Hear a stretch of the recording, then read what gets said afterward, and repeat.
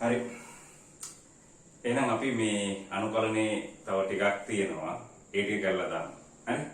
right අනුකලනයේ දැන් ඕගොල්ලෝ මුල් ටික කරන්න ඇති. තව පොඩ්ඩක් පැයක් වගේ තියෙනවා. අපි ටික ටිකක් තියෙනවා. ඒ ටික කරලා දාමු. හරි? right එහෙනම් අපි මුලින්ම පටන් ගමු. නිශ්චිත අනුකලනයේ ක්‍රමයන් ටිකක් තියෙනවා. ඒ ටික කරලා ඒකෙන් එන ගණන් ටික හදමු. හරි? ලියා ගන්න. නිශ්චිත අනුකලනයේ ප්‍රමේය. නිශ්චිත අනුකලනයේ ප්‍රමේය. ලියා ගන්න පළවෙනි එක.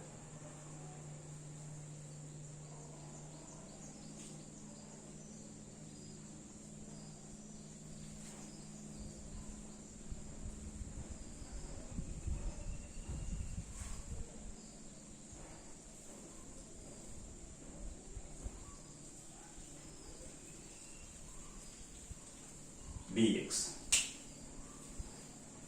right එහෙනම් පළවෙනි එක ලියාගන්න මේක. a සිට b දක්වා fx වල අනුකලනය සමානයි ඍණ b සිට a දක්වා fx වල අනුකලනය. හරි? right මෙතනින් ලියන්නකො සාධනය කියලා. සාධනය. හරි? අපි මෙන්න මේක ගන්නවා. a සිට b දක්වා fx dx ගන්නවා gx කියලා. gx කියලා ගන්නවා. ඒ කියන්නේ fx අනුකලනය කළාම gx. ඇත්තටම නියතයක් ඉන්න ඕනේ. ඉතින් අර නිශ්චිත අනුකලනය නිසා අවශ්‍ය නැහැ. මොකද ඒක කැපිලා යනවා. a සිට b. right? ඔයගොල්ලෝ දන්නවා මෙහෙම දැම්මොත් එහෙම මෙන්න මෙතෙන්ට එනවා x වලට උඩ සීමාව gb ඍණ ga කියලා එනවා. හරි? ඔන්න මේකේ වම් පැත්ත ගත්තා. fx අනුකලනය කළාම gx කියලා එන්නේ. හරි? ඔන්න වම් පැත්ත ගත්තා. මේකෙන්ම අරගෙන හදන්නත් පුළුවන්. අපි ගමුකෝ දකුණු පැත්ත. ඍණ b සිට a දක්වා fx dx. ඍණ ලකුණ එහෙමමයි. fx අනුකලනය කළොත් එන්නේ gx. ධන නියතේ දැම්මට කමක් නැහැ. නමුත් නිශ්චිත අනුකලනය නිසා ඕනේ නැහැ. මේක එනවා b සිට a දක්වා. b සිට a දක්වා. මේක හැදුවොත්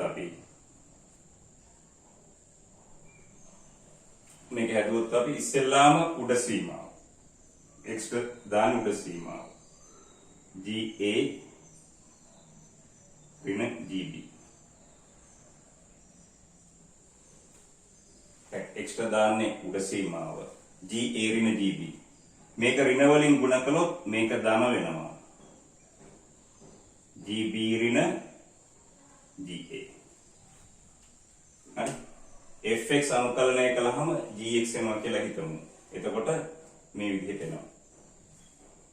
බලන්න මේකේ දකුණු පැත්ත gb ඍණ ga. මේකේ දකුණු පැත්ත gb ඍණ ga.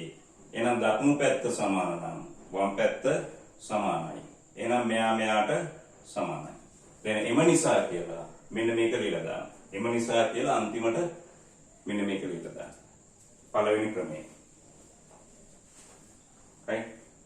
a සිට b දක්වා සමාන වෙනවා. b සිට a දක්වා ගන්නකොට ලකුණ මාරු වෙනවා. එම නිසා කියලා මෙන්න මේක ලියලා දාන්න. හරි?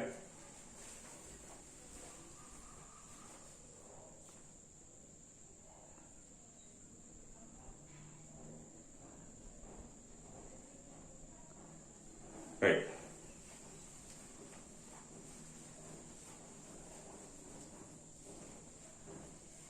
අපි ගමු මේකේ දෙවෙනි ක්‍රමය. දෙවෙනි ක්‍රමය ගමු.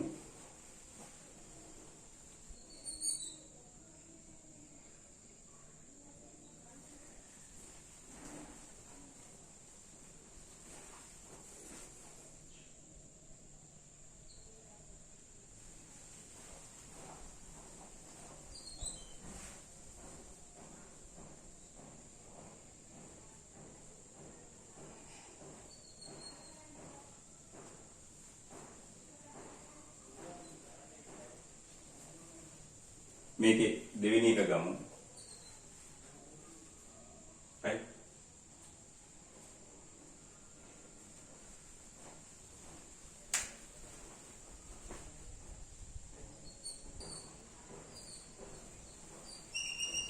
හරි බලන්න දෙවෙනි එක.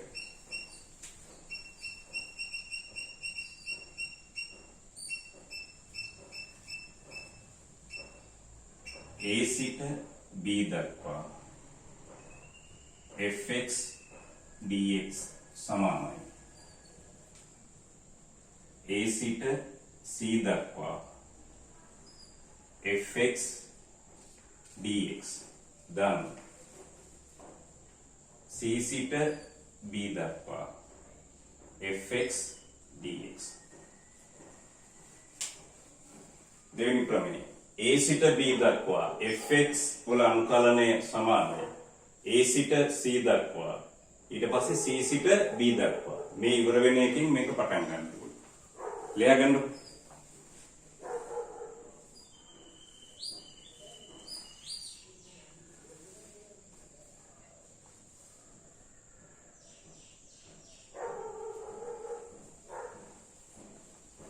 right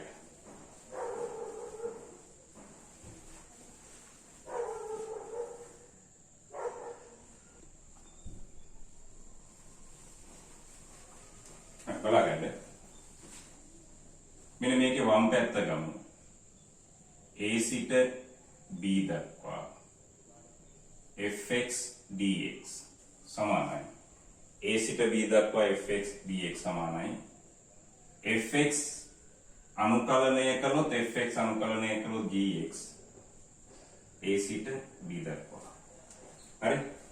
මෙන්න මේක සුළු කළාම එනවා. ඉස්සෙල්ලාම x වලට උඩ සීමාව gb අඩු කිරීම යට සීමාව. හරි?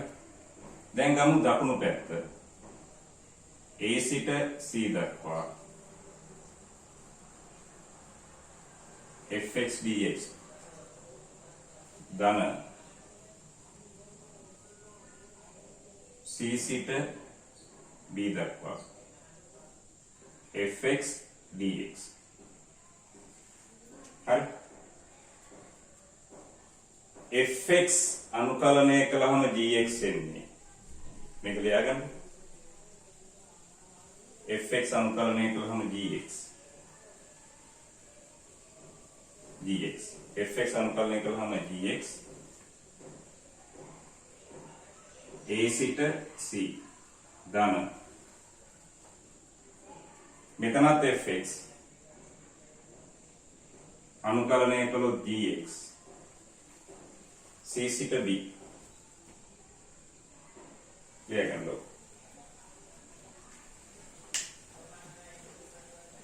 ලියගන්න.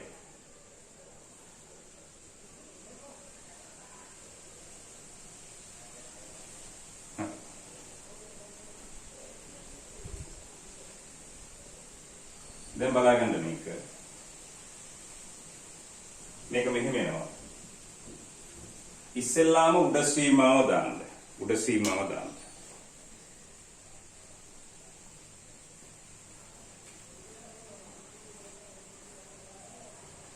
G C ඍණ GA. ඉස්සෙල්ලාම x ට උඩ සීමාව දානවා. ඊට පස්සේ අඩු කරනවා x ට යට සීමාව දාලා ඉන්නේ. ඊට පස්සේ GB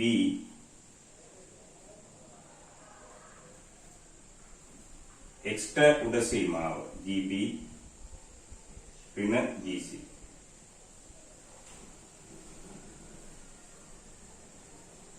ලියගන්න මේක.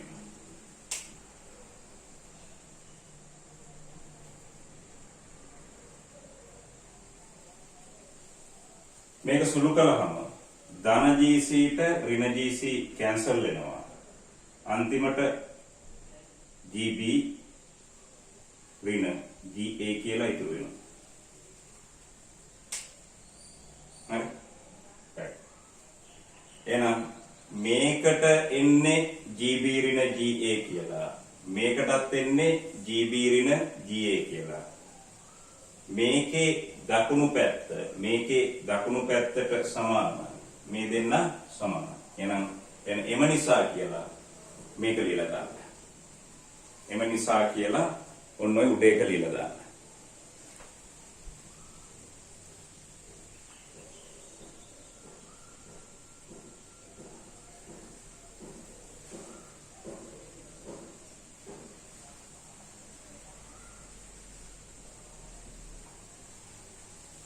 හරි.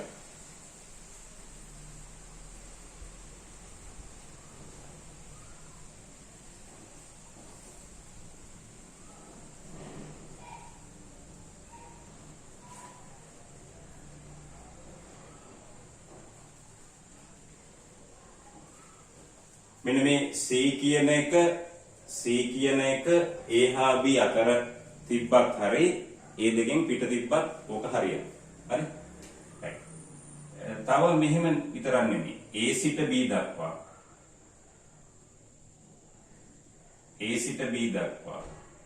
fx dx ලියන්න පුළුවන්.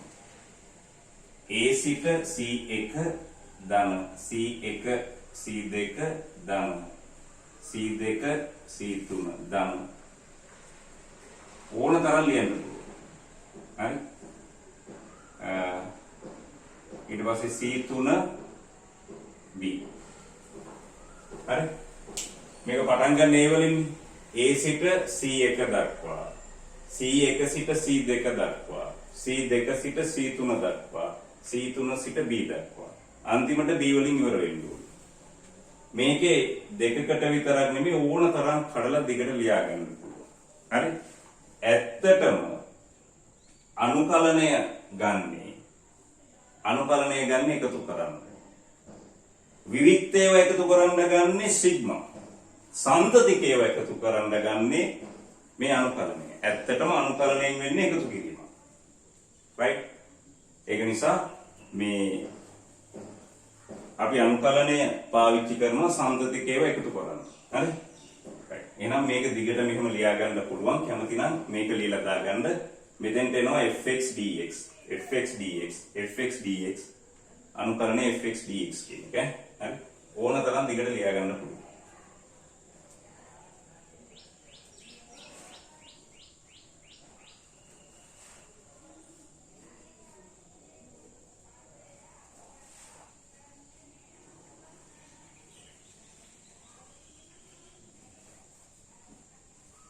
හරි.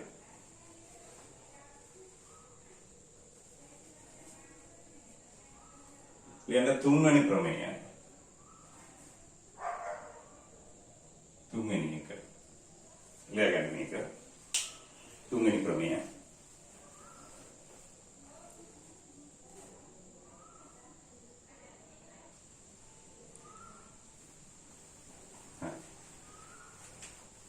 තුන්වෙනි එක ලියගන්න. බිඳුවේ සිට A දක්වා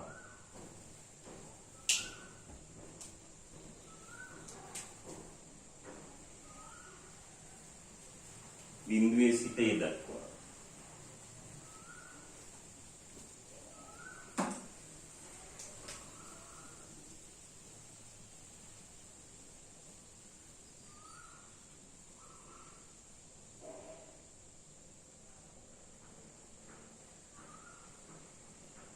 fx dx සමානයි බිඳුවේ සිට A දක්වා f a ඍණ x dx f a ඍණ x dx ලියගන්න මේක.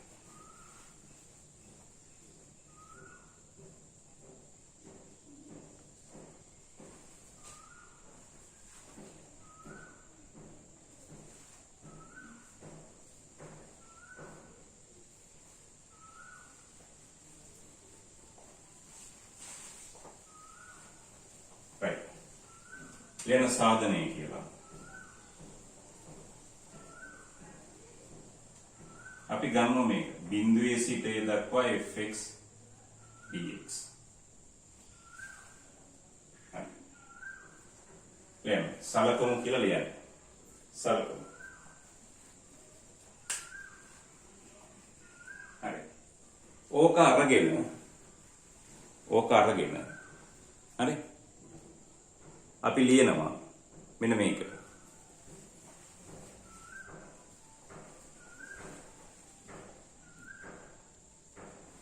මෙන්න මේකට සමානයි කියලානේ පෙන්වන්න තියෙන්නේ. අපි ගන්නවා මේ x ට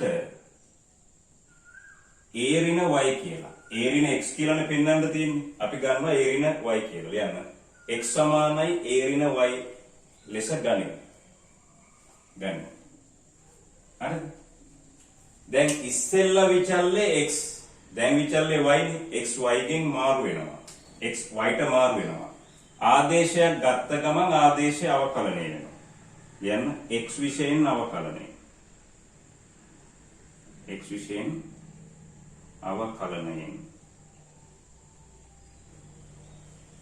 මේක x විශයෙන් අවකලනය කළොත් x වලින් අවකලනය කළොත් 1යි. a නියතයක් අවකලනයේ බිඳුවයි. ඍණ y වල අවකලනයේ dy යට dx. එහෙනම් dx සමානයි ඍණ dy කියලා එනවා. right? dx සමානයි ඍණ dy කියලා එනවා.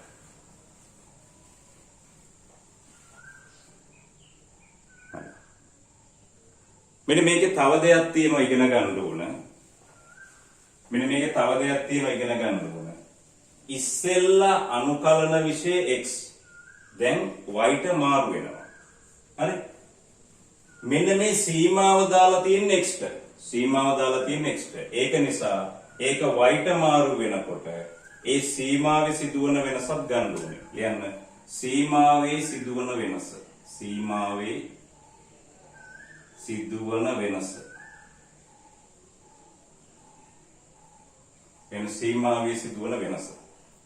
මේ බිඳුවේ සිට a දක්වා කියලා කියන්නේ x ට. එහෙනම් x ට බිඳුව දැම්මොත් x සමානයි බිඳුව විට. මේක x ට බිඳුව දාන්න. බිඳුව දැම්මොත් a ඍණ y ට එනවා a කියලා.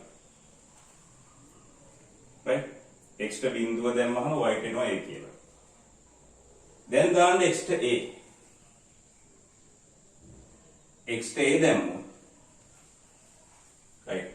අපි x ට a දැම්මොත් මෙන්න මෙතන x ට a දාන්න. a දැම්මොත් a සමානයි a ඍණ y. a සමානයි a ඍණ y. a ට a කැන්සල් වෙලා y බිඳුව වෙනවා. හරි. එහෙනම් x බිඳුව කියන්නේ y a. x a කියලා කියන්නේ y බිඳුව. හොඳට මතක තියාගන්න ආදේශයක් දැම්මොත් ආදේශය අවකලනය වෙනවා. නිශ්චිත අනුකලනයේ තිබ්බොත් සීමාවත් වෙනස් වෙනවා. මේකේ බිඳුව නම් x ට බිඳුව දාලා y හොයන්න ඕනේ. x ට a දාලා y හොයන්න ඕනේ. හරි? දැන් අපි මේක සලකනවා. බිඳුවේ සිට a දක්වා fx dx සලකනවා. මේ බලන්න. මේක බිඳුවේ සිට a දක්වා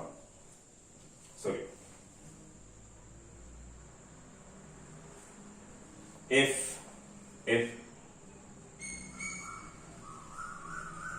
x ට දාන්නේ a ඍණ y. මේක ලියන්න. මේක ලියලා x ට දාන්නේ a ඍණ y. ඔන්න x ට ආදේශ කළා a ඍණ y කියලා.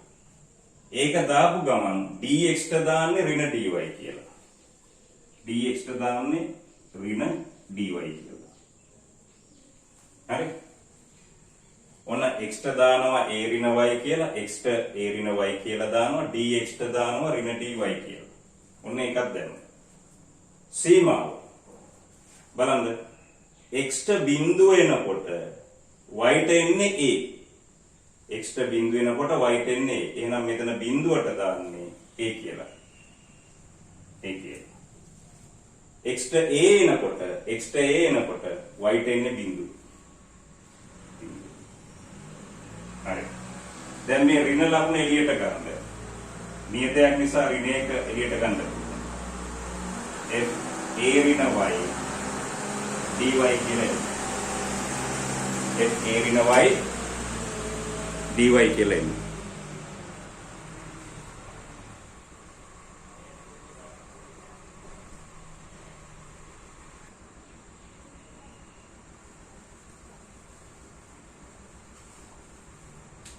දැන් බලන්න.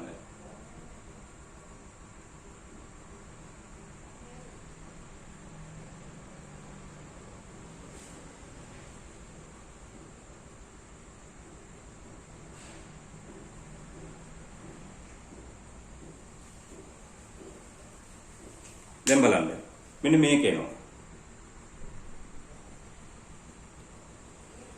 හරි? මෙන්න මේ කැලේ එනවා.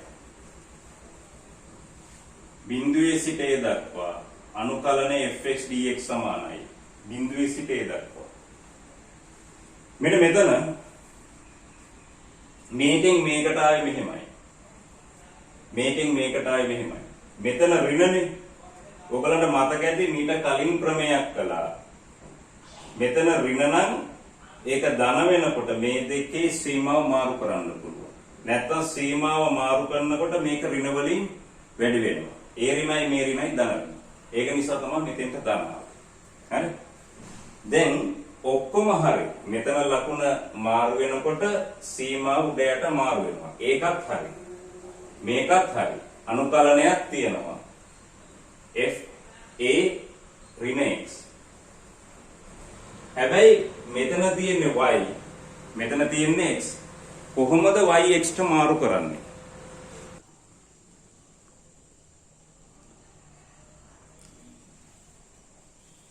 හරි.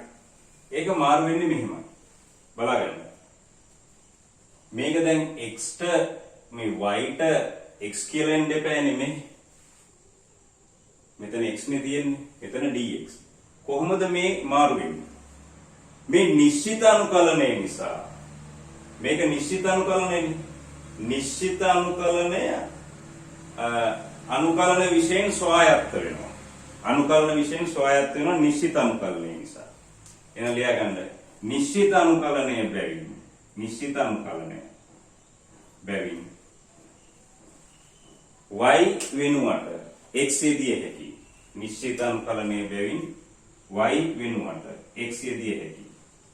එහෙනම් a ඍණ x මෙතන dy. sorry y වෙනුවට x දාන්න. හැබැයි මේක නිශ්චිත අනුකලනයේදී විතරයි. හරි? නිශ්චිත අනුකලනයේදී විතරයි. හරි? එහෙනම් මේක තේරෙන්නේ නැති වුණොත් අපි බලමු මේ බලන්නකො.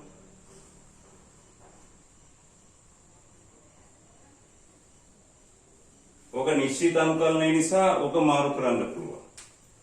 මේ අනුකලනය බිඳුවේ සිට 3 දක්වා x dx. x අනුකලනය කළාම x වර්ග බෙදීම 2යි. බිඳුවේ ඉඳලා 3ට. ඒ කියන්නේ 9යට 2යිනේ. නේද? උඩ සීමාව දැම්මහම 3 වර්ගෙන් 9යි 9යට 2යි බිඳුව අඩු වෙලා යනවා. ඊට පස්සේ බිඳුවේ ඉඳලා 3 දක්වා y dy. මේ බලන්න. බිඳුවේ ඉඳලා 3 දක්වා y dy. y වර්ගය බෙදීම 2යි.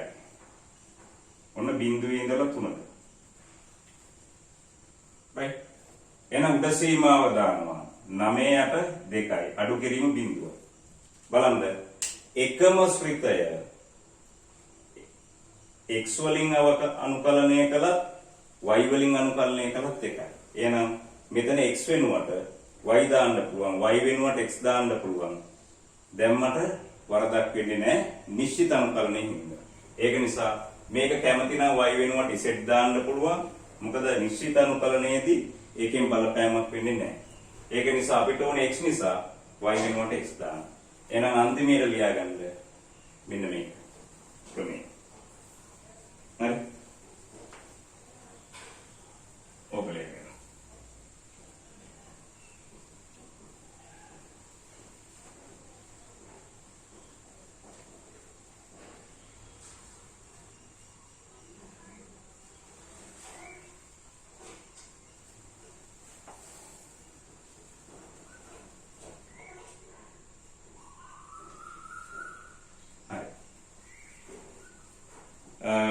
දැන් මතක ඇති මේකේ ප්‍රමේයන් ටික. හරි? මුලින් ඉඳලා මතක් කරගන්න. පළවෙනි එක a සිට b දක්වා fx dx සමානයි. ඍණ b සිට a දක්වා fx dx කියලා යනවා. හරි? ඊට පස්සේ a සිට b දක්වා fx dx සමානයි. අනුකලනය a සිට c දක්වා fx dx ධන c සිට fx dx. right? හරි. මේක පළවෙනි එක, මේක දෙවෙනි එක. අවසාන එක මේක. හරි?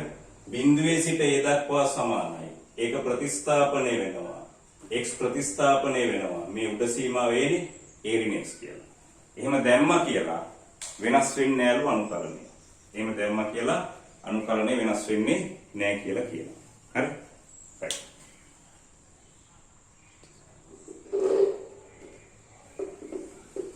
හරි. එහෙනම් අපි ඔය මෙන්න මේ ප්‍රමේයන් ටික මතක තියාගන්නත් ඕනේ. ඔප්පු කරන්න මතක තියාගන්නත් ඕනේ.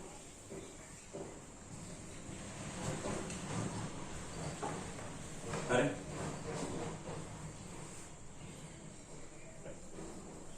එහෙනම් අපි සරල ගානක් හදමු. ලියාගෙන පළවෙනි උදාහරණය.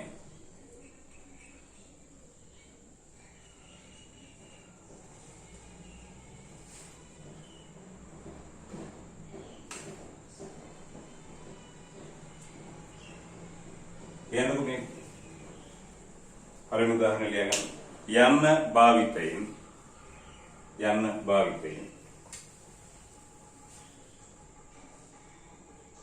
I සමානයි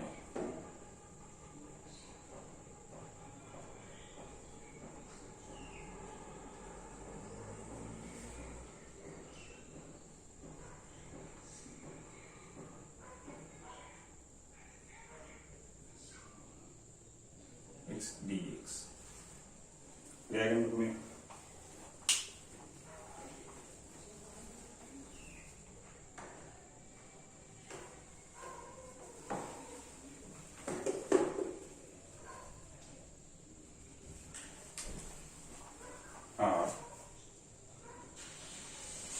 j සමානයි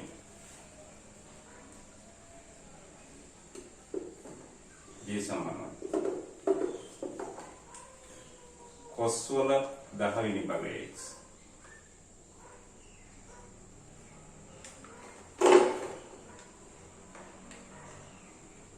dx.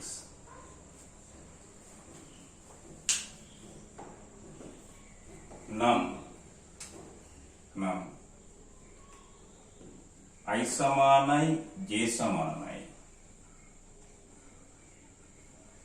පයි බෙදීම 4 බව පෙන්වන්න. I සමානයි j සමානයි පයි බෙදීම 4 බව පෙන්වන්න. හරි. මෙන්න මේ වගේ ගණන් දුන්නොත් බය වෙන්න එපා. මේවා ලේසි. අපි හිතනවට වඩා මේවා ලේසි. right? හරි. මේක තවත් විභාගෙදී පැහැදිලි කරනවා I සමානයි jද I ධන j සමානයි පයි බෙදීම 2 බවද පෙන්වනවා කියලා. මේක තවත් එහෙම ලේසි කරනවා. right? එතකොට අපිට ගාන හදාගන්න ලේසි. හරි? right.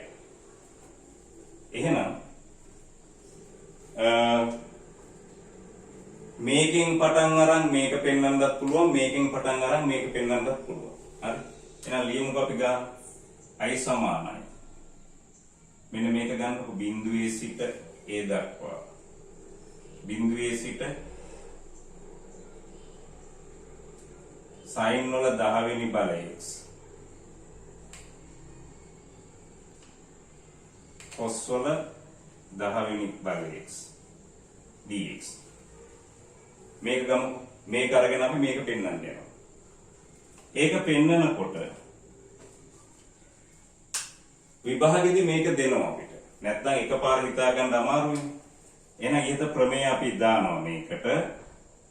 බිඳුවේ ඉඳලා පයි බෙදීම 2 දක්වා බලන්න x කියන එක ප්‍රතිස්ථාපනය වෙනවා a ඍණ x වලින්. x ප්‍රතිස්ථාපනය වෙනවා a ඍණ x වලින්. එහෙනම් මේ x කියන එක ප්‍රතිස්ථාපනය වෙනවා π බෙදීම 2 ඍණ x කියලා. sin වල 10 වෙනි බලය π බෙදීම 2 ඍණ x.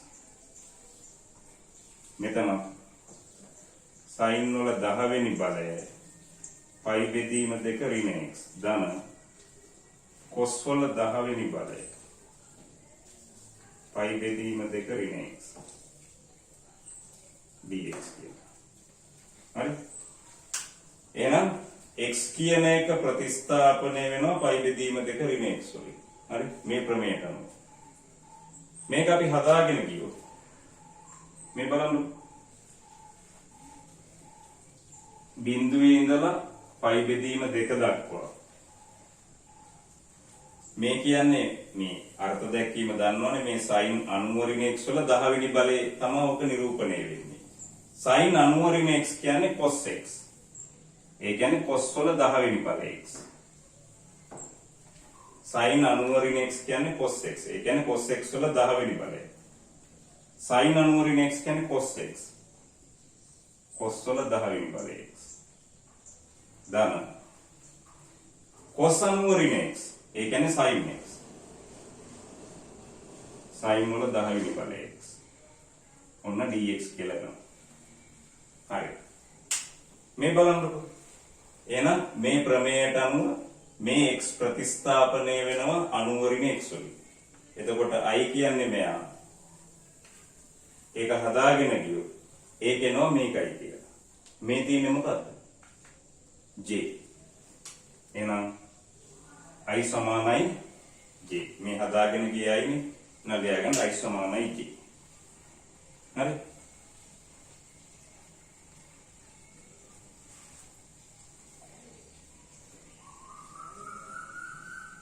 දැන් බලන්න.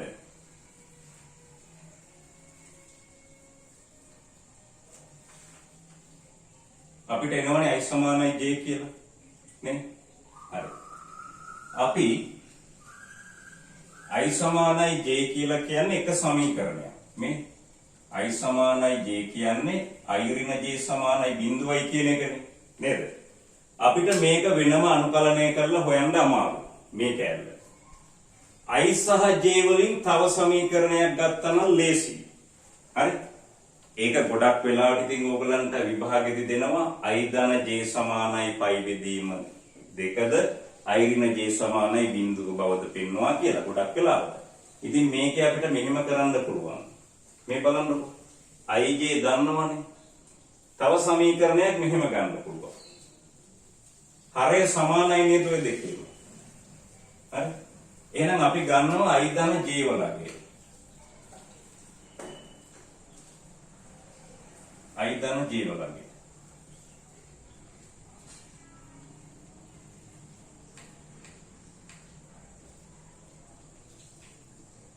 j වලගේ. ඒ කියන්නේ බිඳුවේ ඉඳලා π බෙදීම 2 දක්වා sin වල 10 වෙනි බල x sin වල 10 වෙනි බල x cos වල 10 වෙනි බල x dx ධන බිඳුවේ ඉඳලා π බෙදීම 2 දක්වා cos වල 10 වෙනි බල x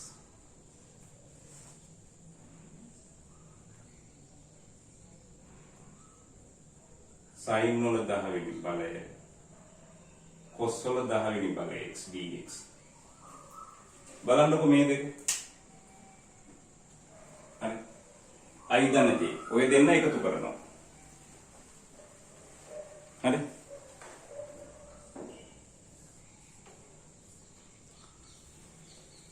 හරි. මෙන්න මේ දෙන්න එක තැනකට මේ දෙන්න එකම එක අනුකලනයක් දාලා එකතු කරන්න පුළුවන්. ඔයගොල්ලෝ දන්නවා එකතුවක අනුකලනය කියන්නේ අනුකලනයේ එකතුව. අනුකලනයේ එකතුවක් තිබ්බොත් තනි එකතුවක් හැටියට දාන්න පුළුවන්. හැබැයි නිශ්චිත අනුකලනයේදී බලන්න ඕනේ තව දෙයක්. මේ සීමාව එකම වෙන්න ඕනේ. බලන්න මේකත් බිඳුව ඉඳලා පයි බෙදීම දෙකට මේකත් බිඳුව ඉඳලා පයි බෙදීම දෙකට. එහෙම හින්දා තමයි අපිට මෙහෙම තනි අනුකලනයක් දාන්න පුළුවන්. එහෙනම් මේ දෙකේම හරය සමානයි. හරය සමානයි. ඒක නිසා ලවය එකතු වෙනවා. හරි? ඒ කියන්නේ භාග සංඛ්‍යා දැන් අනුකලනයේ එළියට අරගෙන මේ දෙන්න එකතු වෙනවා. මේ දෙන්න එකතු කරන එක මම එකපාර කරන්නම්. දෙන්නගේම හරය සමානයි. එහෙනම් ලවය එකතු වෙනවා. sin වල 10 වෙනි බල x cos වල 10 වෙනි බල x dx කියලා. හරි? ලියන්න. sin වල 10 වෙනි බල x cos වල 10 වෙනි බල x.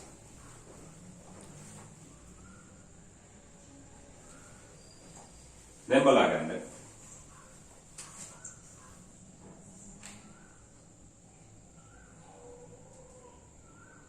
මේක සුළු වුණාම එකයි උත්තරේ. මේ 1 dx.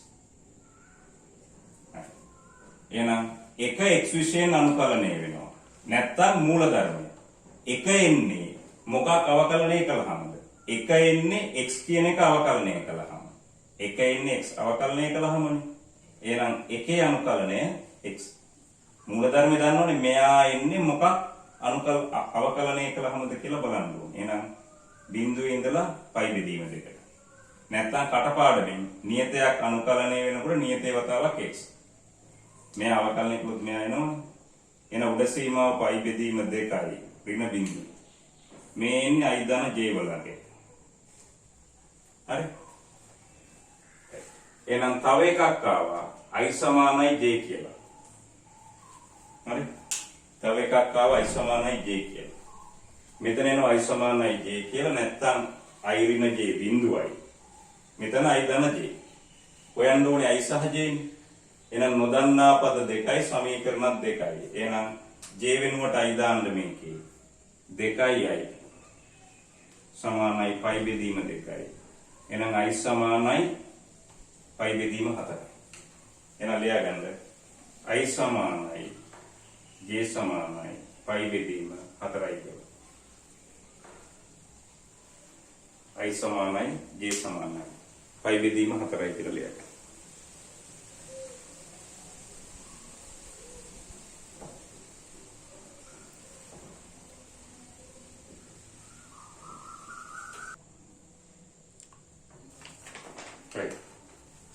අපි බලමු මෙන්න මෙහෙම ගණන් ටිකක් තියෙනවා. මම මේ ගණන් ටික පස්සේ හදන්නම්. ඕගොල්ලෝ ඉස්සෙල්ලා try එකක් දෙන්න. මාක් කරගන්න ගණන් ටික මෙන්න මෙහෙම. 2009 ගණනක් තියෙනවා B කොටස. 2009 B කොටස. ඒකේ ওই වගේමයි sin වල 10 වෙනි බලය නෙමෙයි 2k කියලා තියෙන්නේ. right? හරි. 2k කියලා තියෙන්නේ. ඒ ගණන බලන්න 2009 ගණන හරි. ඊළඟ එක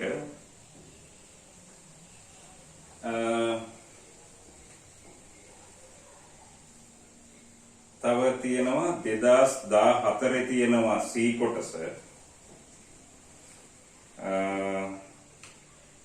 2015 ගානක් තියෙනවා 2017 18 19 10 වෙනි ගානේ පොඩි වෙනසක් කරලා තියෙන්නේ ඒත් ඕගොල්ලෝ කියන විදිහට හදාගෙන යන්න එතකොට හදන්න පුළුවන්. හරි? සූත්‍රය ඔප්පු කරන්න නැහැ භාවිතයෙන් කියලා තියෙන්නේ. හරි? ඒක නිසා මේ ගණන් ටික හැදුවට පස්සේ මම කියලා දෙන්නම් කොහොමද හදන්නේ කියලා. ඉස්සෙල්ලා ඕගොල්ලෝ උත්සාහයක් දරන්න. හරි? මේ තියෙන ගණන් ඕගොල්ලන්ට ඔය සමහරට හදපු නැති ගණන් ඇති. ඒක හැදුවා නැති ඒවා ඒගොල්ලෝ ආදේශ දෙනවා ඒවා පාවිච්චි කරලා හදන්න. හැදුවාම ලේසි. ඒවා ක්‍රමයක් දුන්නොත් අනිවාර්යයෙන්ම හදන්න ඒවා ලේසි. හරි? right. එහෙනම් ඒ කියපු ගණන් ටික හදන්න. හරි? දැන් පොඩි අනුකලනයක් තියෙනවා ලියා ගන්න මෙන්න මේක. ලියන්න.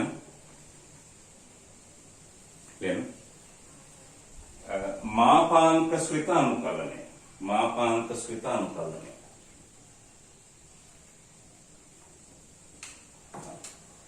පළවෙනි එක ලියා ගන්න. මාපාංක x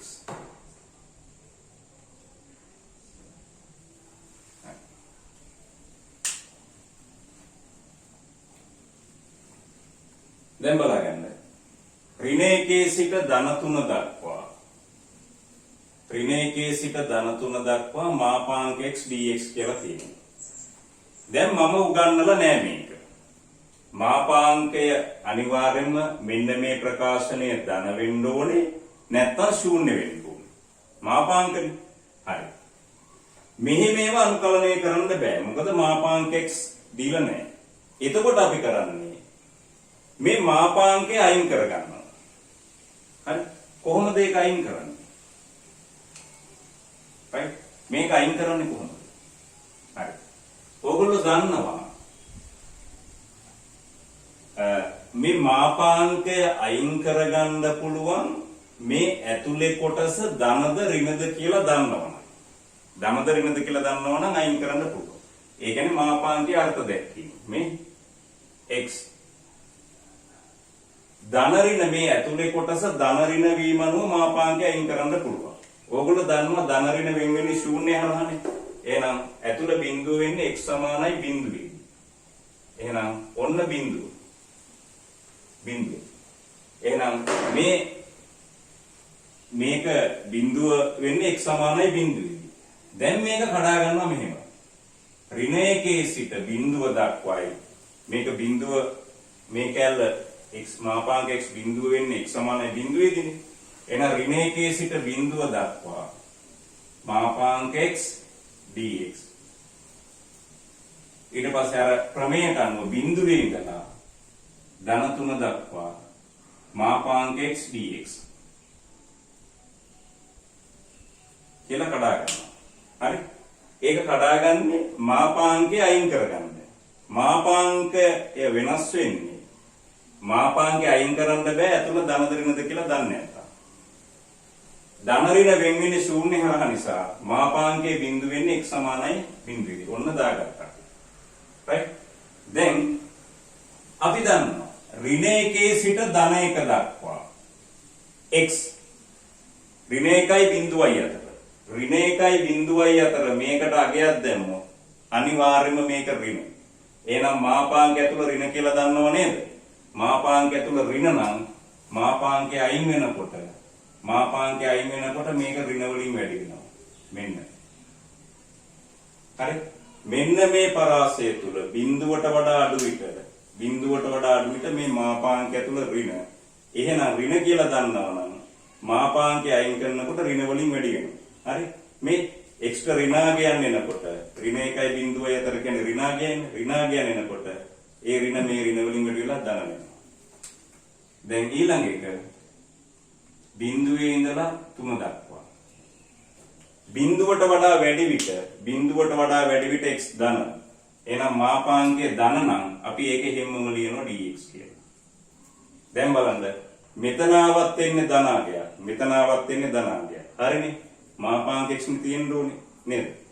අර මෙහෙම කඩා ගන්න හේතුව මාපාංකය ඇතුළ ශ්‍රිතය ධන හරි ඍණ හරි කියලා දන්නවනම් අපිට මෙහෙම වෙන් කරලා ලියන්න පුළුවන්. ඍණ නම් ඍණ වලින් වැඩි කරලා. දැන් ඕනනම් මේ ඍණ එක එළියට ගන්න පුළුවන්. ගත්තොත් x වර්ගයේ බෙදීම 2යි. ඍණ 1 සිට බිඳුව දක්වා.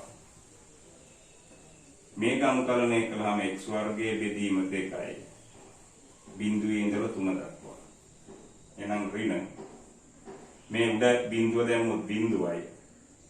අඩු කිරීම ඍණ 1 වර්ගයේ ධන 1යි භාගයයි. ධන ඉස්සෙල්ලා උඩ සීමා 3 වර්ගයේ 9යි. 9ට 2යි. බිඳුව ආදේශ කළොත් බිඳුව. එහෙනම් මේ දෙන්න සුළු කරලා ලියා ගන්න. මෙතන ධන වෙනවා 9 1යි 10යි 5යි කියලා එන්නේ.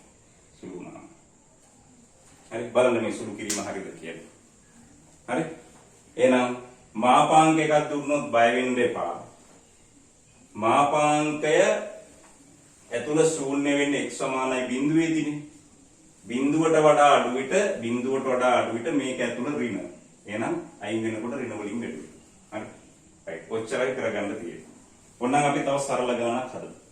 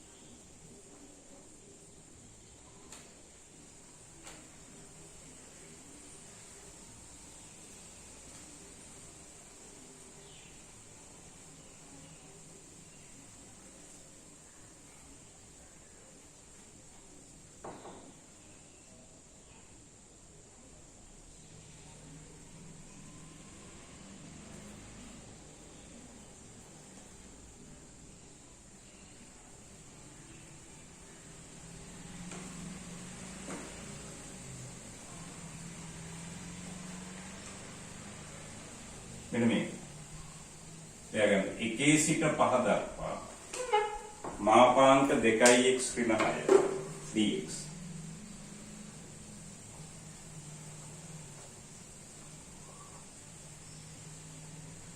දැන් බලන්න මෙහෙම තියාගෙන අනුකලනය කරන්න බෑ මාපාංකේ තියෙන නිසා. අපි ඒක අයින් කරනවා. ඉස්සෙල්ලාම මාපාංකය ඇතුළ ශූන්‍ය වෙනවා. මාපාංකය ඇතුළ ශූන්‍ය වෙනවා. ඒ කියන්නේ 2x ඍණ 6නේ. 2x ඍණ 6 බිඳුව වෙනවා. x සමානයි 3 දී. හරි? right. එහෙනම් මේක 3 දීනේ. එහෙනම් මේ 1 ඉඳලා 5 දක්වා කියන එක කඩා ගන්නවා අපි. හරි? 1 ඉඳලා 5 දක්වා කියන එක කඩනවා. 1 ඉඳලා 3 දක්වා 2x ඍණ 6 මාපාංකය ධන 3 සිට 5 දක්වා 2x ඍණ 6 මාපාංකය. හරි? 1 ඉඳලා 3 දක්වා බලන්න 3ට වඩා අඩු විට මේ මාපාංකය ඇතුළ ඍණ 3ට වඩා අඩුවකයක් දාන්නකො 2 කියලා 2 වරක් 2 4යි ඍණේ. එහෙනම් ඇතුළ ඍණ කියලා දන්නවනම් මාපාංකය අයින් වෙනකොට ඍණ වලින් ගුණ වෙනවා. 2x ඍණ 6. ඔන්න. ධන 3යි 5යි අතර 3යි 5යි අතර බලන්න 3යි 5යි අතර මාපාංකය ඇතුළ ධන 3ට වඩා වැඩි වෙනකොට 3යි 5යි අතර 4 දාන්නකො ධන. ඒක නිසා මාපාංකය අයින් වෙනකොට ඒක හිමමයි තියෙන්නේ. dx. හරි. දැන් මේ දෙක වෙන වෙනම අනුකලනය කරලා සීමාව දාගන්න. වෙන වෙනම අනුකලනය කරලා සීමාව දාගන්න.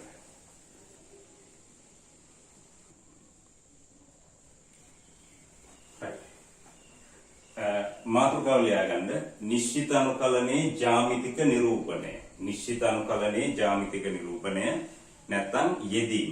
නිශ්චිත අනුකලනයේ යෙදීම නැත්නම් ජ්‍යාමිතික නිරූපණය. මේ බලන්නකො. අපි අවකලනය ගත්තොත් මෙහෙම y සමානයි fx ශ්‍රිතය ගත්තොත් dy යට dx වලින් එන්නේ. dy යට dx වලින් එන්නේ. වක්‍රයට p x, y ලක්ෂයේදී අඳිනු ලබන ස්පර්ශකයේ අනුක්‍රමණය. එතකොට මේක dy යට dx x වල ශ්‍රිතයක් නම් x ට එක එක අගයන් දාලා ඊට අදාළ අනුක්‍රමණ ගන්න පුළුවන්. එහෙනම් අවකලනයේ පළවෙනි අවකලන සංගුණකෙන් එන්නේ වක්‍රයට ඇඳි ස්පර්ශකයේ අනුක්‍රමණය. මේකේ අපි ගොඩක් දේවල් කතා කළා. මේක බිඳුව වෙනකොට ස්ථාවර ලක්ෂ තියෙනවා කියලා. ප්‍රස්ථාරයෙන්ද ඒකෙන් අර ප්‍රායෝගික ගැටලු හැදුවා. ඒ දේවල් කළා. දැන් මේ අනුකලනයෙන් මොකද්ද මේ කරන්න යන්නේ? හරි. මේකේ වර්ගඵලය මේකේ අනුක්‍රමණය වගේ නිශ්චිත අනුකලනයෙන් එන්නේ වක්‍රයක් යට වර්ගඵලය. වක්‍රයක් යට වර්ගඵලය. හරි? ලියාගන්න. ලියන්න. නිශ්චිත අනුකලනයෙන් වක්‍රයක් යට වර්ගඵලය ලැබේ. වක්‍රයක් යට වර්ගඵලය ලැබේ. හරි. ලියාගන්න මෙහෙම. A සිට B දක්වා. A සිට B දක්වා.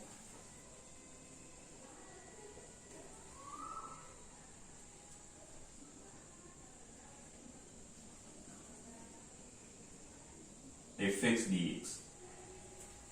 දැන් A සිට B දක්වා fx dx.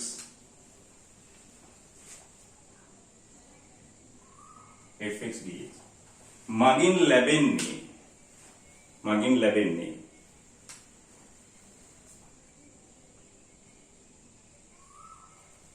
y සමානයි fx වක්‍රයනුත්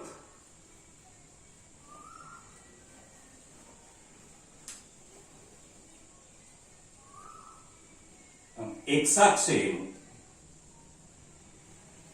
දැන් x අක්ෂයෙන්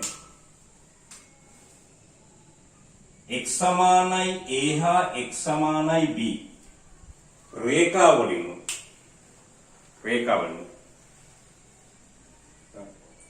අන්තර්ගත කරන වර්ගඵලයයි. අන්තර්ගත කරන වර්ගඵලයයි. හරි?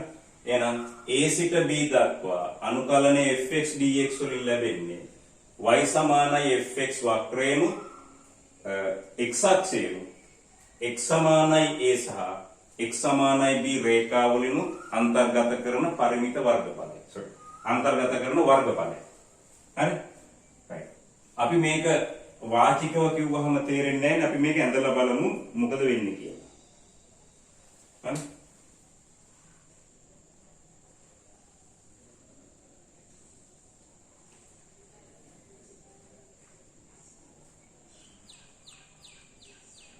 මේක x මේක y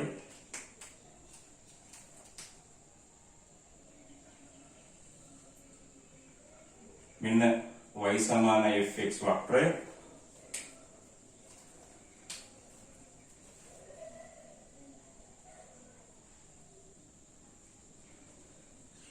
මෙන්න a මෙන්න b හරි මෙන්න මේකේ වර්ගඵලය a නම් මේකේ වර්ගඵලය a නම් මෙන්න මේ a වලගේ තමයි ඉන්නේ අනුකලනය a සිට b දක්වා fx dx කියලා. ඒ කියන්නේ මෙන්න මේ වර්ගඵලය.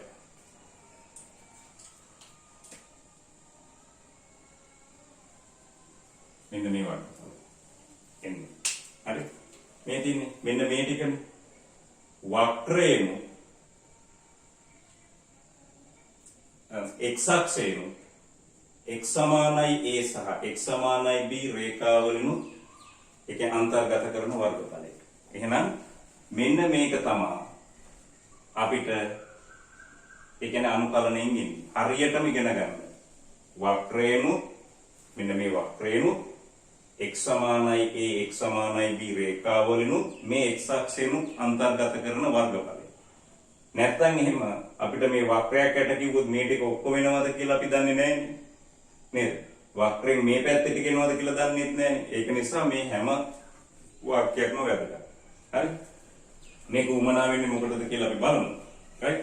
ඇත්තටම ෆිසික්ස්, කෙමිස්ට්‍රි මොන ගණන් හැදුවත් අනිවාර්යයෙන්ම ওই ටික අවශ්‍යයි. මේවා නැතුව මුකුත් කරන්න බෑ. මම කියවනේ මේවා ඇප්ලයිඩ් මැත්ස්. මේවා පියෝ මැත්ස්. ඔය ඉගෙන ගන්න භාවිතා කරන්න. හරි?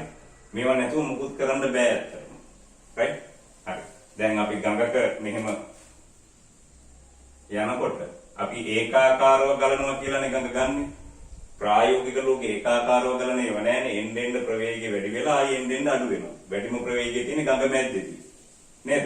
එතකොට සාපේක්ෂ ප්‍රවේගය ගණන් හදනකොට අපි නියතයි කියලා හැදුවේ ප්‍රවේගය. ඒවා වැරදි. ඒවා වෙනස් වෙනවා. අන්න එතකොට මේ අවකලනය සහ අනුකලනය අවශ්‍ය වෙනවා.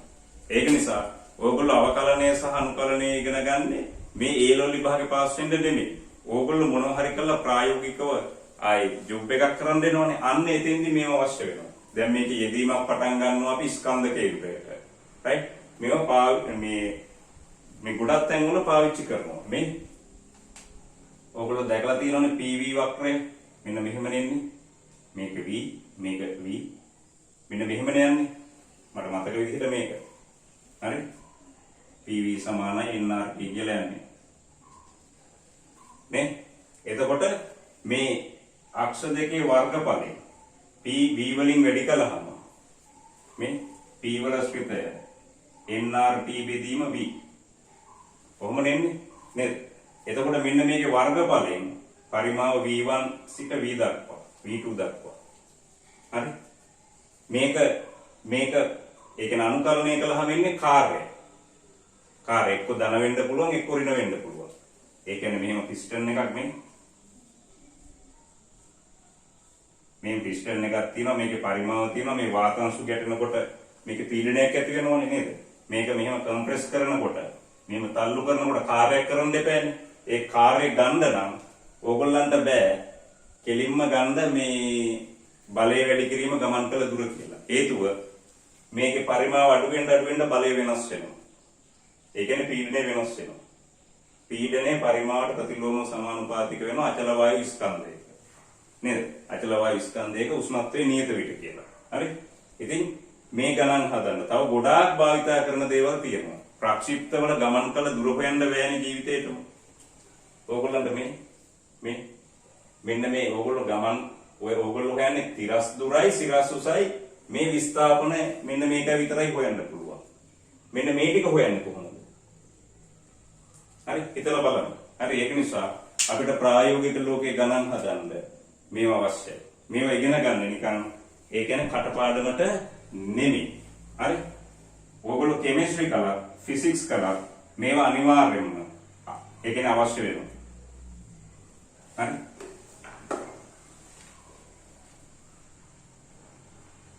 දැන් අපි ප්‍රක්ෂිප්තයක් ඇත්තටම ප්‍රායෝගික ලෝකේ ප්‍රක්ෂිප්ත ගානක් හදන්න බෑනේ. අංශුවක් කියලානේ දීලා තියෙන්නේ. නැත්තම් බෝලයක් එහෙම මෙහෙම යනකොට ඕගොල්ලෝ දන්නවා වාත ප්‍රතිරෝධය තියෙනවා. මේ පැත්තට බලයක් ඇති වෙනවා. එතකොට තොරණයක් හරි මන්දනයක් හරි එනවා. එතකොට අපි ඒ කියන්නේ බලයක් ඒ කියන්නේ තොරණයක් හරි මන්දනයක් හරි එනවා කියන්නේ අනිවාර්යයෙන්ම S = UT කියලා දාන්න බෑනේ සමීකරණේ නේද? දැන් කුඩයක් ඉහළගෙන මෙහෙම ඉස්සරහට දුවගෙන ගියොත් එහෙම කුඩේ මේ පැත්තට එනවා. නේ? ඉතින් ප්‍රායෝගික ලෝකයේ ගැටලු හදන්න ඕව අනිවාර්යයෙන්ම ඕගලන්ට අවශ්‍ය වෙනවා. හරි? right. ඕගොල්ලෝ ගුවන් යාන ඉංජිනේරු ශිල්පය හදාරනකොට නැත්නම් පයිලට් කෙනෙක් වෙනකොට නැත්නම් ඒ තැන්වලදී ඕව අනිවාර්යයෙන්ම අවශ්‍ය වෙනවා. හරි? දුම්රිය රියදුරෙක් වුණත් ඕව දැනගෙන ඉන්න ඕනේ. ඒකනේ මැක්ස් කරපු අය ගන්න. පයිලට් කෙනෙක් වුණත් එහෙමයි. හරි? ඉතින් අපි හිතුව ඕගොල්ලෝ පරිගණක විද්‍යාව ඉගෙන ගන්නවා කියලා. මේ කම්පියුටර් සයන්ස් මේ සංකල්ප නැතුව ඕගොල්ලන්ට software එකක් හදන්න බෑ. මුකුත්ම කරන්න බෑ. හරි? ඒක නිසා මේවා වැදගත්. මේවා හරියට ඉගෙන ගන්න. හරි? ඒකනේ මැච් කරපු කෙනෙකුට chance එක වැඩි. හරි. විභාගේ පාස් වෙන එක නැති වෙන එක පැත්තකට දාන්න. මේ විෂය කරුණු ඉගෙන ගන්න. එතනින් එහාට ඕගොල්ලන්ට අවශ්‍ය වෙනවා මේ. හරි? right.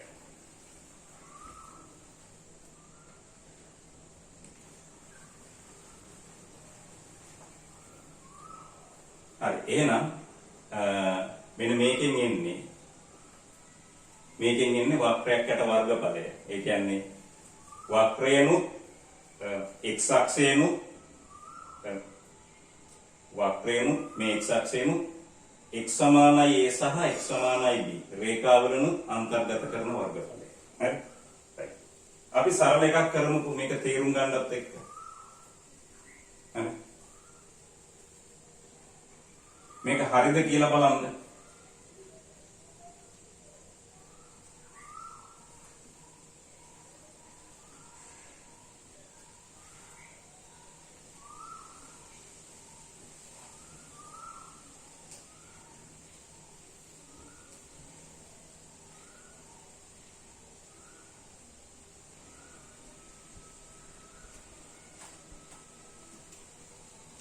හරි.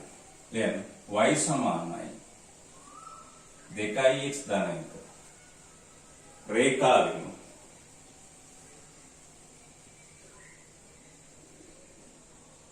x සමානයි බිඳුව හා x සමානයි 2 රේඛාවෙන්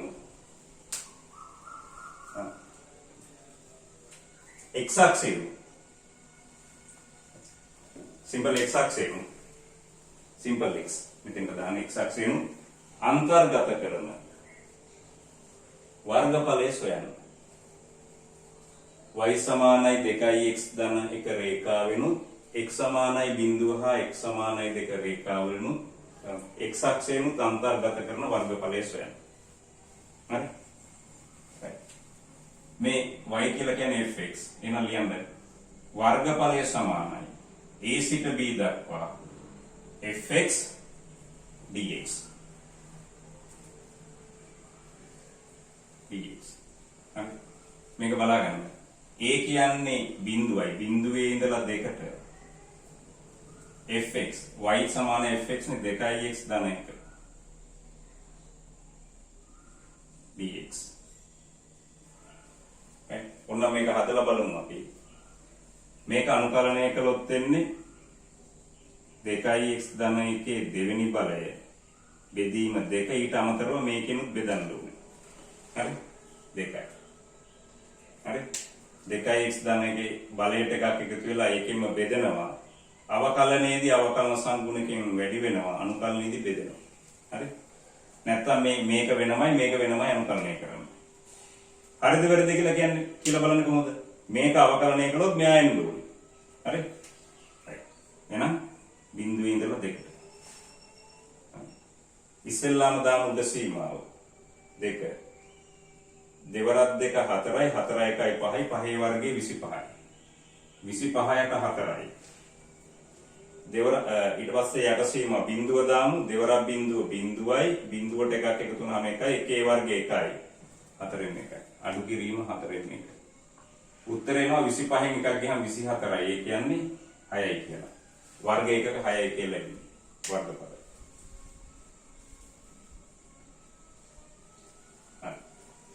වර්ග එක 4යි කියලා එන්නේ.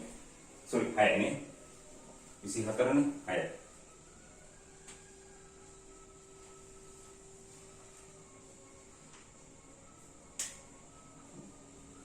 බලමු මේක ඇත්තටම වෙනවද කියලා මෙහෙම.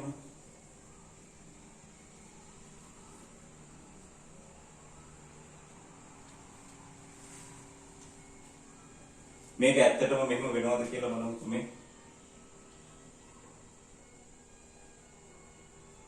අස්ථාරයන්දු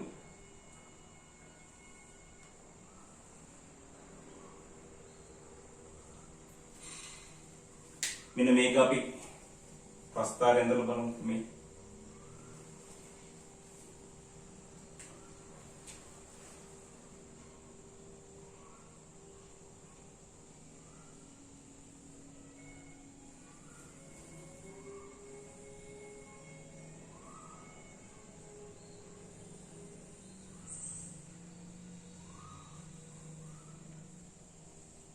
මේ බලන්න මේක අපිට ප්‍රස්ථාරය ඇඳලා කරන්න පුළුවන්. ඒ කියන්නේ අවබෝධ කරගන්න පුළුවන්. මේ y සමානයි 2x ධන 1නේ.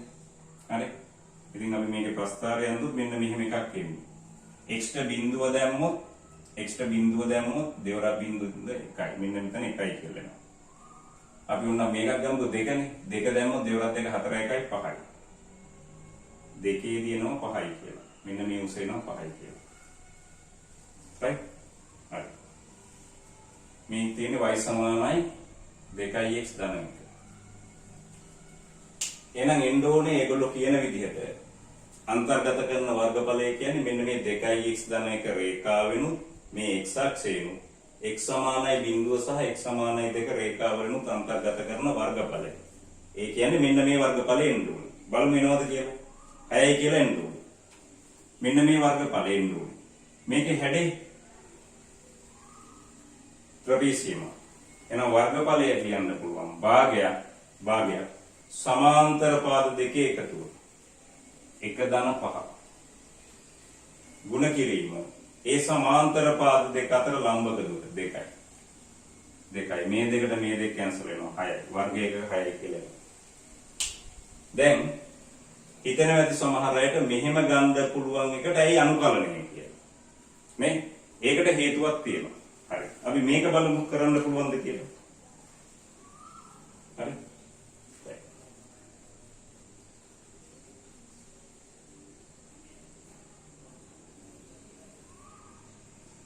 බලමු මේක කරන්න පුළුවන්ද කියලා. දැන් ඊළඟ උදාහරණය.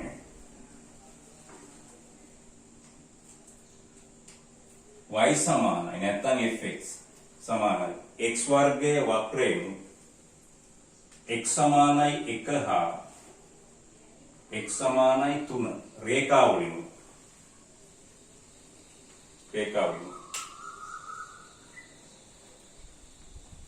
x අක්ෂයෙන් y සමානයි x වර්ගයේ වක්‍රයෙන් x සමානයි 1 හා x සමානයි 3 රේඛාවලින් x අක්ෂයෙන් සිම්පල් x අක්ෂයෙන් අන්තර්ගත කරන වර්ගඵලය සොයන්න. හරි. ඇත්තටම මේකේ ප්‍රස්ථාරය යනකොට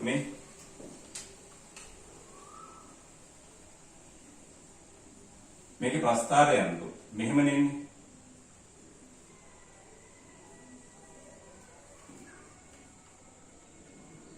xy මේ අපි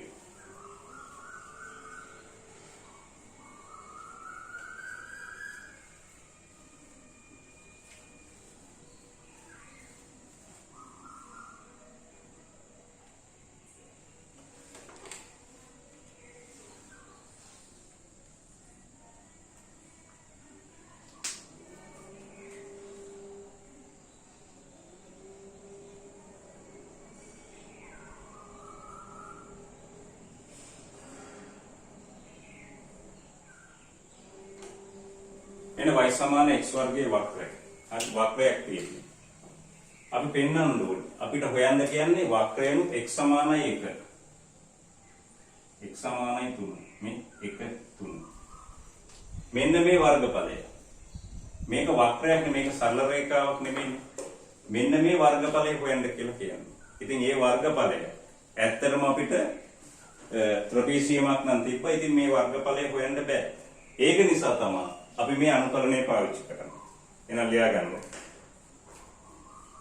A සමානයි අනුකලනය A සිට B දක්වා fx dx.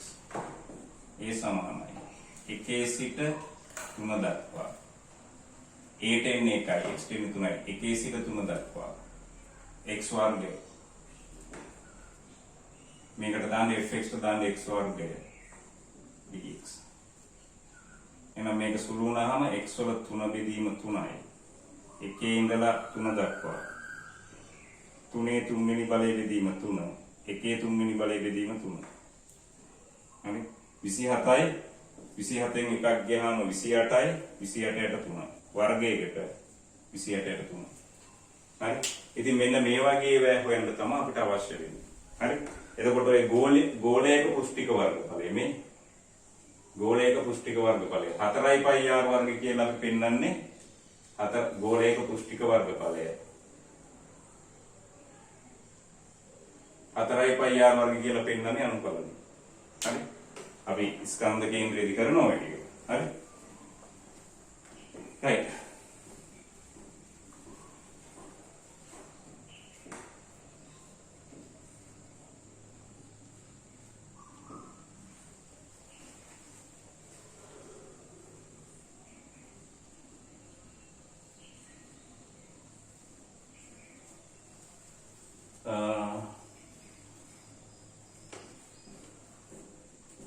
එනම් මේ ගණන් ලියා ගන්න. y සමානයි x වර්ගය හා y සමානයි x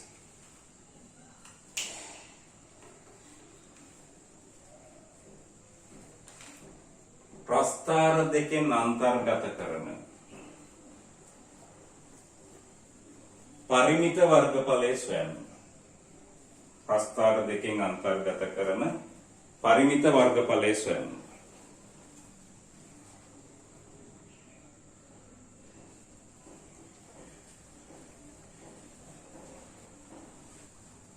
හරි. දැන් මෙන්න මේක අද ගන්නකො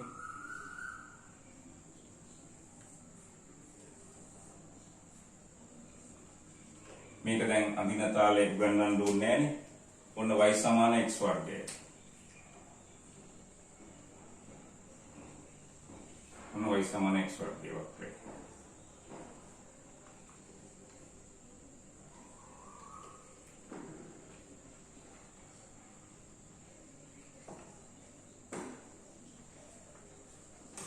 y සමාන x වර්ගය.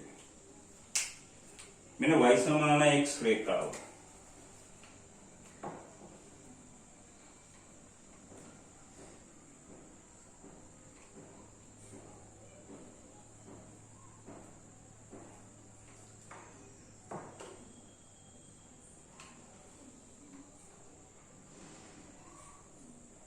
මෙන්න y සමාන x රේඛාව.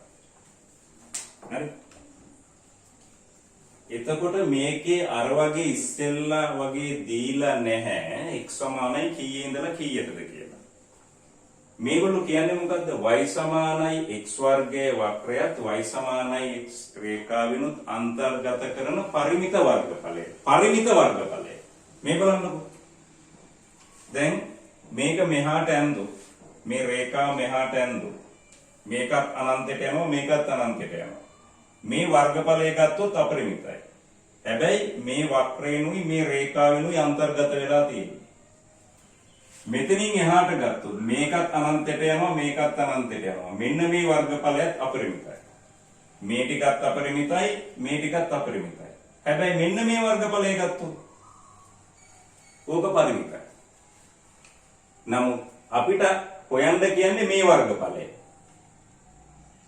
අපිට අනුකලනයෙන් එන්නේ right අපිට අනුකලණයෙන් එන්නේ වක්‍රයක් යට වර්ගඵලයනේ. වක්‍රයක් යට වර්ගඵලය.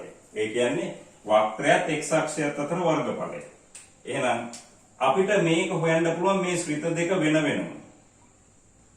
මෙන්න මේ වක්‍රයේ වර්ගඵලය හොයන්න. මේකයි x අක්ෂය අතර පුළුවන් හොයන්න. අපිට පුළුවන් මෙන්න මේකේ වර්ගඵලයත් හොයන්න. ඒක ත්‍රිකෝණයක් නිසා නම් තවත් ලේසියි. ඒකත් ඒ වුණාට අනුකලණයෙන් හොයමුකෝ.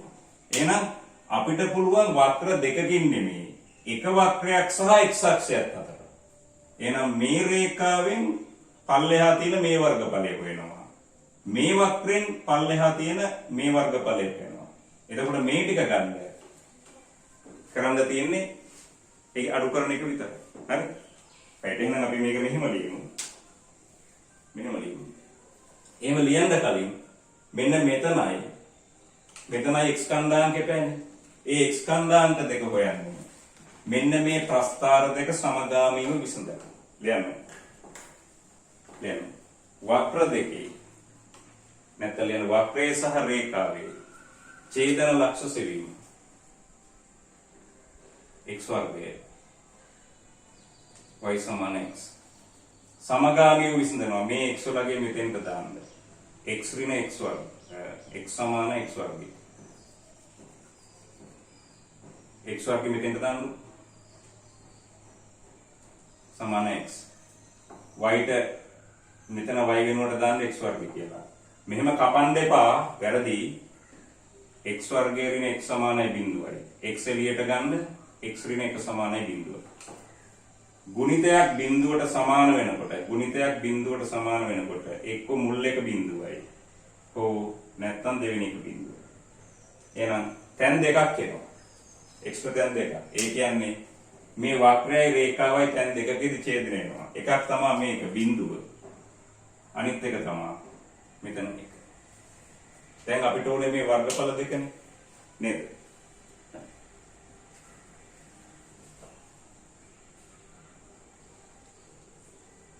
ඔන්න ඡේදන ලක්ෂය කණ්ඩායම ගත්තා. දැන් ලියමු. අවශ්‍ය වර්ගඵලය. මෙන්න මේ ලොකු කෙනාගේ වර්ගඵලය. ඒ කියන්නේ x නේ. x වලින් අඩු කරනවා. මෙන්න මේ යට කෙනාගේ වර්ගඵලය x වර්ගය. dx.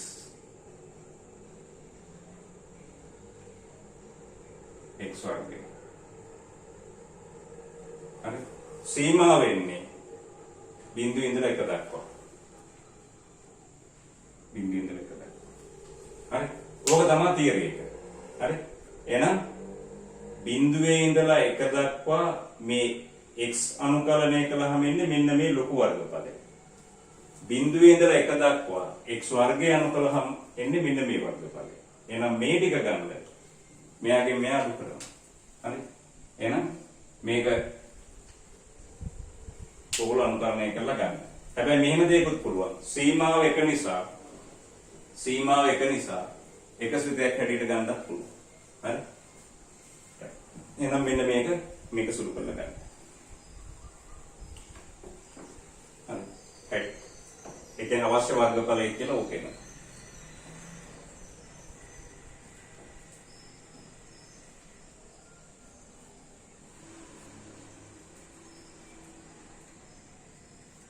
හරි.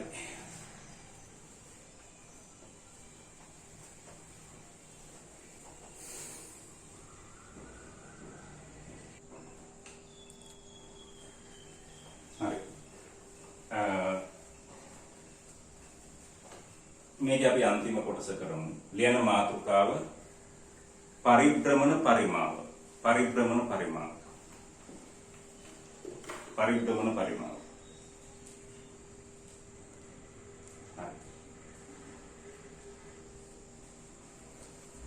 කියලා මෙන්න මේක ඇඳ ගන්නකො. මෙන්න මේ වගේ මේකක් යටට මේ පැත්තට අඳිනවා. ඒ ටික ඉඳ තියාගන්න. මේ යට මෙන්න මේ වගේ මේකක් මේ පැත්තට අඳිනවා අපි ඈ. හරි. මේක ඇඳ ගන්නකො.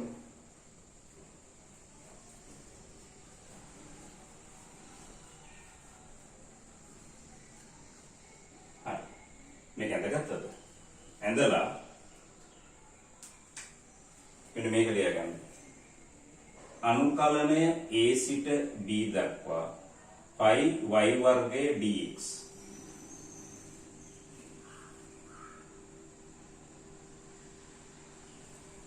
pi y වර්ගය dx a සිට b දක්වා pi y වර්ගය dx මේක ඇඳලා මෙන්න මෙහි යට ඉඳ තියාගන්න. දැන් a සිට b දක්වා pi y වර්ගය dx මගින් ලැබෙන්නේ y සමානයි fx වක්‍රය y සමානයි fx වක්‍රය x අක්ෂය වටා x අක්ෂය වටා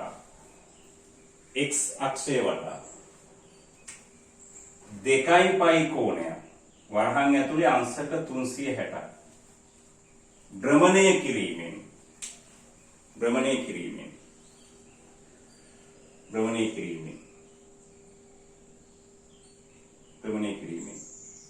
හා x සමානයි a සහ x සමානයි b රේඛා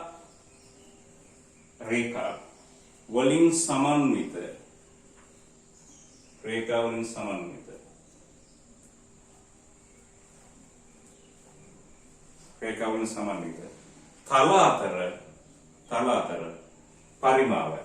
තල අතර පරිමාව ඒ කියන්නේ මෙන්න මේකෙන් ලැබෙන්නේ y a සිට b දක්වා pi y වර්ගයේ dx මගින් ලැබෙන්නේ මෙන්න මේ y සමානයි fx වක්‍රය x අක්ෂය වටා අංශක 360ක් භ්‍රමණය කළොත්.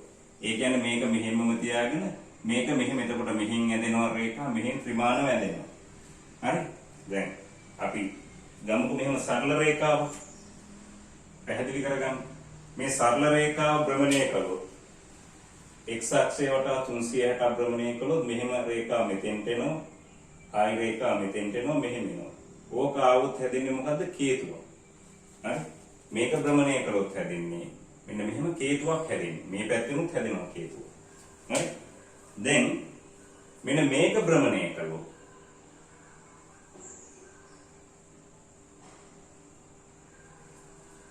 භ්‍රමණය කළොත් මේ බලන්න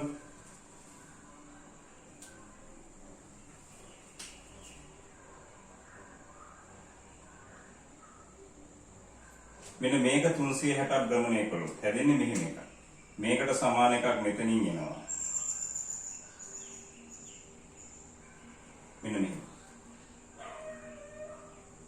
මෙහෙම එකක් එන්නේ. මේවා තව ඈතට යනවා මෙහෙම මේ. හරි. මේවත් ඈතට යනවා මේක තව ඈතට යනවා මෙහෙම. හරි.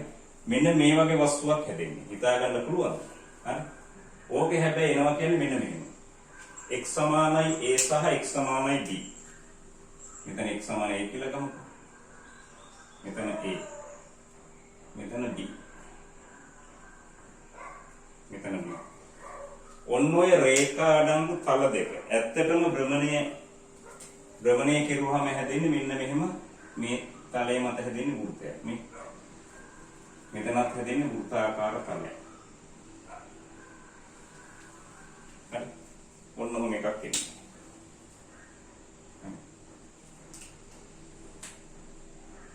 එතකොට ඕගලන්ට පැහැදිලි මෙන්න මේකෙන් එන්නේ a සිට b දක්වා pi y වර්ගයේ dx මගින් එන්නේ මෙන්න මේක නිකන් නලාවක් වගේ නේද මෙහෙම ගිහිල්ලා මෙන්න මේ ඝන වස්තුවේ පරිමාව වෙන්නේ මේක අපි පරිමාව v කියලා දාගත්තොත් මේක v කියලා දාගත්තොත් කියන්නේ v සමානයි pi අනුකලනය a සිට b දක්වා pi y වර්ගය dx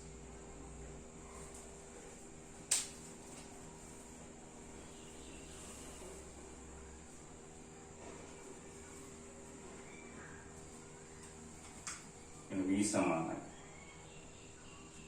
අනුකලනය v සමානයි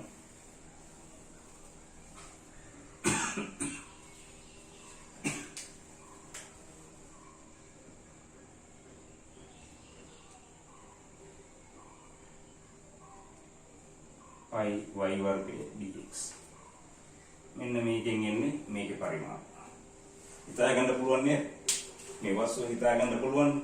මේ වගේ ඒවා ඔයගොල්ලෝ හොයලා නැහැනේ. ඒ කියන්නේ මේ පරිමාව නේද? දැන් ස්කන්ධ කේන්ද්‍රය කරනකොට මේක තව ටිකක් පැහැදිලි වෙයි. ඕක මේක එන විදිහත් පැහැදිලි කරනවා. දැනට මේක කටපාඩමින් මේ වෘත්තයක වර්ගඵලය නේද? πy වර්ගය කියන්නේ වෘත්තයක වර්ගඵලයනේ. බලන්න. මේ ඝන වස්තුව හැදෙන්නේ මෙහෙම කපාගෙන ගියොත් වෘත්තාකාර තැටි ටික එකතු වෙලා නේද? මේ සාධාරණ තැටියේ වර්ගඵලය.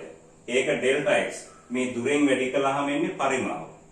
වර්ගඵලය උසෙන් ඝනකමින් වැඩි කළාම එන්නේ පරිමාව. මුළු පරිමාව ගන්න ඒ ටික එකතු කරනවා. එකතු කරන්න දාන්නේ මොකද්ද? නිශ්චිත අනුකලන. මෙන්න මේ ටිකේ පරිමාවය. එහෙනම් උගක් අය ඉතින් මේ සූත්‍රයේ කටපාඩමින් හදන්නේ. මේක මම එච්චර යන්නේ නැත්තේ මේක ස්කන්ධ කේන්ද්‍රයේදී මේ පැහැදිලි කරන නිසා. එහෙනම් x අක්ෂය වටා අංශක 360ක් භ්‍රමණය කළාම එන පරිභ්‍රමණ පරිමාව කියන්නේ πy වර්ගය dx. πy වර්ගය dx.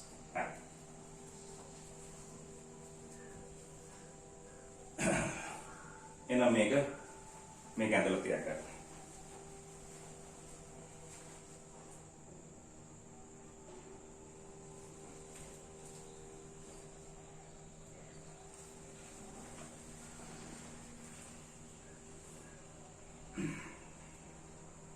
හරි. අපි පොඩි ගානක් කරමු.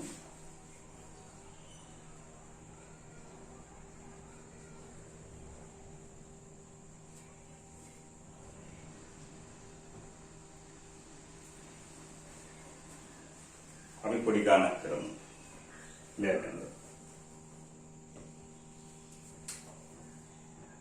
y සමානයි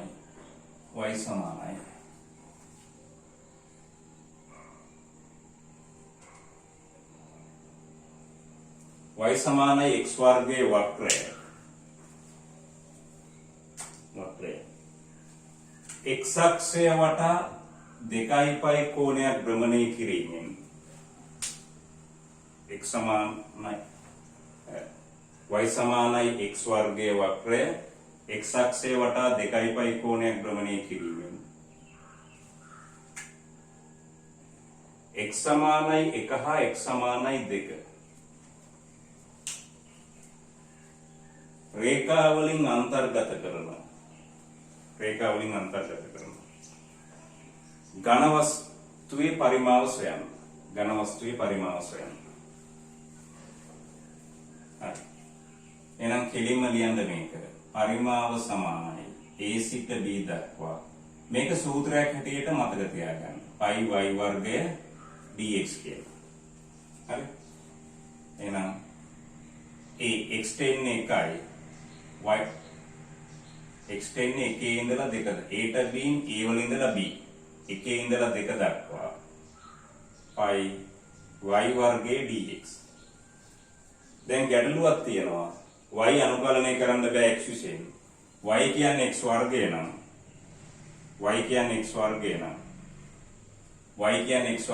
මේ y වෙනුවට දාන්න x වර්ගය x වල 4යි dx එහෙනම් π එළියට ගන්න අනුකලනය වුණාම x වල 5 බෙදීම 5යි 1 ඉඳලා 2 දක්වා කියලා එනවා එහෙනම් මේක සුළු වුණාම එනවා π වතාවක් 2 පස්වෙනි පදය බෙදීම 5 x දාන 2 පස්වෙනි පදය බෙදීම 5 අඩු කිරීම 1 පස්වෙනි බලය කියන්නේ එකමයි අඩු කිරීම 5 x දාන උඩ සීමාව ඊට පස්සේ යට සීමාව දාලා අඩු කරනවා 2 5 කියන්නේ 32යි 32න් එකක් ගියාම 31යි 31ට 31යි පයියට මේක එන්නේ ඝන ඒකක කියලා පරිමාව හරි මේ බලන්නකො මේකේ හස්තාරයන්ලු y සමාන x වර්ගයේ මෙහෙම නෙන්නේ මේක 360ක් භ්‍රමණය කරොත් එන්නේ මෙන්න මේ වගේ ඝන වස්තුව ඔන්න ඕනේ අපි හොයන්න ඕනේ 1යි 5යි අතර මෙන්න මේකේ මෙන්න මේ ටිකේ එන පරිමාව තමයි ඔකේ හරි හරි.